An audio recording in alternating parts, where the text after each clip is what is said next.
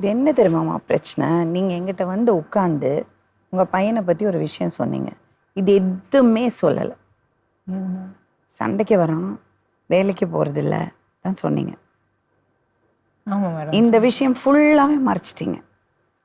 அப்போது நீங்கள் எப்படி சொல்கிறீங்கன்னா அவருக்கு ஒரு பிரச்சனை இருக்குது, அதனால தான் அவர் அப்படி பிஹேவ் பண்ணுறாரு. ஆனால் அந்த பிரச்சனையை தான் நம்ம பார்க்கணுமே ஒழிய இந்த பையன் தப்பான பையன் கிடையாது. இல்ல நான் ஆனா நீங்க என்கிட்ட இது எல்லாமே மறைச்சு வச்சிட்டீங்க. அது சொல்ல முக்கியமான விஷயம் அதுதானே. மறந்துட்டேன் மேடம், சாரி. இப்போ ஒருத்தருக்கு தலைவலி இருக்கு, இல்லைன்னா ஜுரம் இருக்கு, இல்ல ஒருத்தருக்கு ஜாண்டிஸ் இருக்கு வச்சுங்க. ஆமா மேடம்.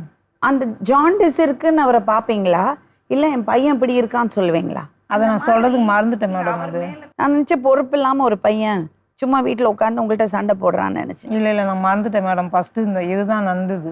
இது மறக்கிறது விஷயமாமா? இப்ப நீங்க சொல்லும் போதுதான் அவரையும் அப்படி பேசுறாருன்னு எனக்கு புரியுது. நான் இப்பதான் உங்களை முதல்ல பாக்குறேன். நீங்க என்கிட்ட கரெக்ட் இன்ஃபர்மேஷன் சொல்லலைன்னா நான் எப்படி அவர்கிட்ட பேச முடியும்?